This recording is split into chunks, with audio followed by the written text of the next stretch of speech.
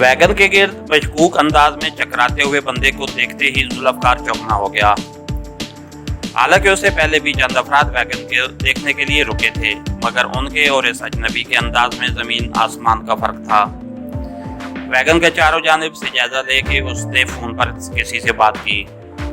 जुल्फकार को लगा जैसे वो किसी से हदायत ले रहा हो। उसने भी उस बंदे के मुतालिक आतिफ साहब को इतला देना मुनासिब समझा।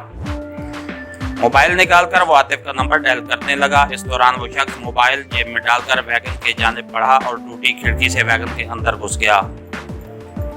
आतिफ का नंबर बिजी जा रहा था। उसने दोबारा कोशिश की मगर उसका नंबर उसी तरह मसरूफ मिला।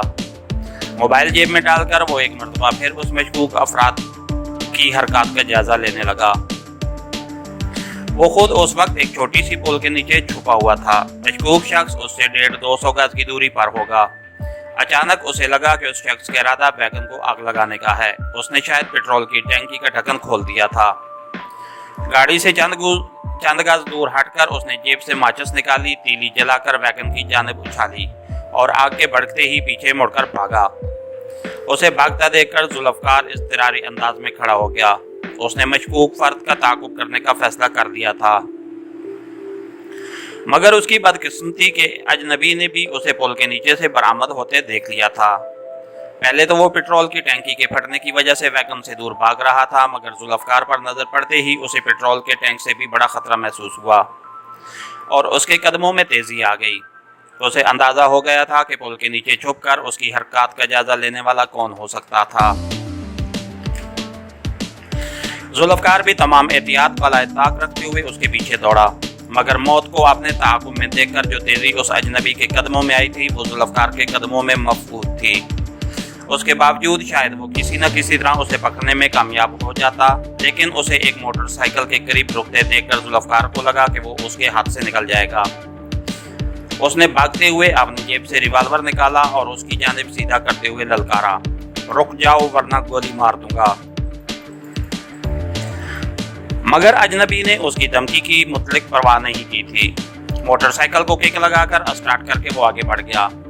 इस दौरान जुल्फकार इतने करीब पहुंच गया था कि उसे रिवाल्वर से निशाना बनाने में कामयाब हो जाता, लेकिन दौड़ते हुए रिवाल्वर से किसी को निशाना बनाना नामुमकिन नहीं तो मुश्किल तरीन जरूर था। उसने रुककर मोटरसाइकिल सवार की पीठ का निशाना लेकर गोली दाग दी। 100-150 गज की रेस लगाने के बाद उसका सांस पूरी तरह फूल गया था। उसकी चलाई हुई गोली बेकार गई। उसने दोबारा ट्रैकर प्रेस किया, मगर पहले फायर की आवाज सुनकर उस चालाक शख्स ने मोटरसाइकिल को ज़िग-ज़ैग के अंदाज में दौड़ाना शुरू कर दिया था। जुल्फकार जुनूनी अंदाज में ट्रैकर दबाता चला गया, लेकिन 6 की 6 गोलियां बेकार गई थीं। इसी असना में तेज रफ्तार गाड़ियों का रेला उसके करीब से गुजरा। इससे पहले यकीनन चौक पर बत्ती सुर्ख होने के बायस ये गाड़ियां रुकी हुई थीं। उसने हाथ के इशारे से 1-2 गाड़ियों से लिफ्ट मांगी, लेकिन बदकिस्मती से वो मर्द था और इस जिन्स को पाकिस्तान में लिफ्ट कम ही मिला करती है।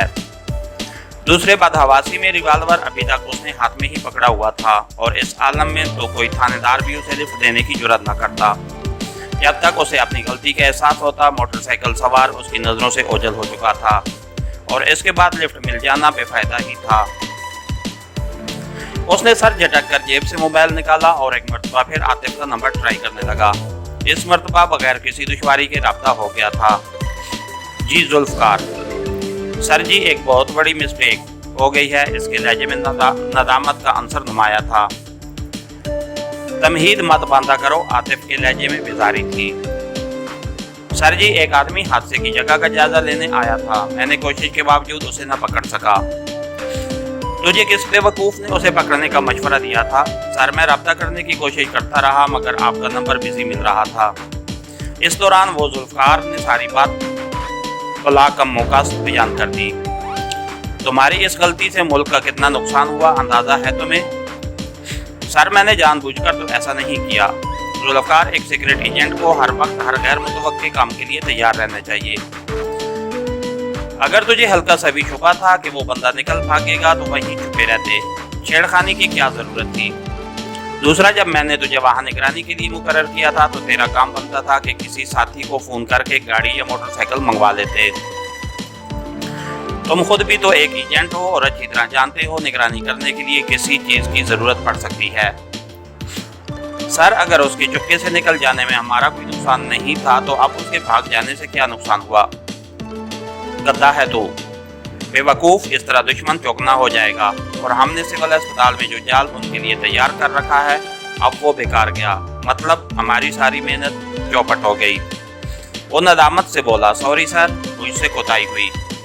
कोई बात नहीं, अगर कोताही से तूने सबक हासिल कर लिया है तो आइंदा किसी बड़े नुकसान से महफूज रहोगे। यूं भी हुआ वही है जो रब को मंजूर था। बहरहाल गेस्ट रूम में पहुंचो, बाकी बातें वही होंगी। इसके साथ ही हमारी आज के एपिसोड का इख्तिताम हुआ। कहानीगर चैनल को लाइक कीजिए, सब्सक्राइब कीजिए और बेल आइकन को प्रेस कर दीजिए ताकि हर आने वाली नई वीडियो आप तक बर वक्त पहुंच सके। शुक्रिया।